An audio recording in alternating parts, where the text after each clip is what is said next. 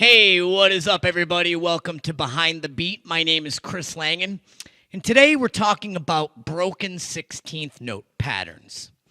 I have a lot of students that, when we first get into learning the note tree, we'll go through quarters, eighths, sixteenths, so on. And then when we get to broken 16th notes, a lot of the times everything kind of falls apart for them and they get very confused. So I wanted to take a few minutes today and make a lesson about some different strategies on how to remember and count these patterns. Now, while there are a lot of different things we can do with 16th notes, I want to mainly focus on two of them today. Okay, so the first pattern is going to be the eighth note with the two 16th notes attached to it. All right, and this is the pattern that we count one and a. All right, now a lot of students will see this and immediately play it like an eighth note triplet, and it happens all the time. So what we want to do first is talk about what is actually happening here. All right, so if you take a group of 16th notes, all four notes, we've got one E and a. What we're actually doing with this broken 16th note pattern is we're taking away the E, all right? So what ends up happening is the very first note becomes an eighth note, and then we have two 16th notes tagging on the end, all right?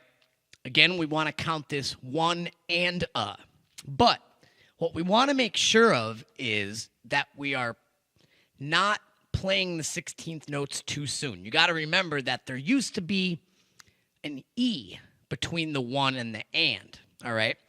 So what sometimes I will do with my students is have them actually count one E and a and not play on the E. I'll run through it first as one E and a, two E and a, three E and a, four E and a. Then I'll have them go through and just not play on the E. So one E and a, two E and a, three E and a, four E and a. Okay? So usually what happens then at this point is they do very well with that. And then I introduce the next pattern to them, which is the two 16th notes with the eighth note tied on at the end. So this is the one where we count one E and. All right, and what's happening with this one is we're removing the So it's basically just the first three notes, one E and. Now I think what confuses them is, well, why isn't it just three 16th notes in a row? And the truth is you can write it that way, three 16th notes with a 16th note rest where the is. But more often than not, we see it written this way. So it would be two 16th notes with the eighth note attached at the end. And what I'll have them do is pretty much the same thing we did with the first example. We'll go through and count all four of the notes. One E and a, two E and a, three E and a, four E and a. Then I'll have them do the same thing and just not play the One E and a, two E and a, three E and a, four E and a. So what usually happens is they'll get that. We'll go through a couple exercises, and then I'll send them home with, a sheet to work on during the week. What then happens is they come in the following week, and we review these two broken 16th note patterns. And I'll say, okay, why don't you play the one and a for me? And 9 out of 10 times, the first thing that happens is it'll go one and a, two and a, three and a, four and a. And then I have to say, well, no, you're actually playing one E and, two E and, three E and, four E and. You're playing the second one. So at that point, I'll usually kind of try to go through it again with them and explain that, you have to allow, for the one anda, the first note is an eighth note. So you have to give it its value. Sometimes it'll sink in, sometimes it won't. But if it doesn't, normally the next thing I do then is introduce some words. Okay, there's a lot of different words we can use to help us play, count, and remember rhythms. So for these particular two words that I find that work very well to help distinguish the two patterns are blueberries and sausages. Okay, I usually tell them, okay, we're going to talk about breakfast foods. And I'll assign blueberries to one anda. And if you think about it, if you think about the syllables in blueberries, those syllables line up with one anda. So we'll go ahead and we'll start playing blueberries, blueberries, blueberries, blueberries. One enda, two enda, three enda, four enda. Okay, and then for one and, we'll do sausages.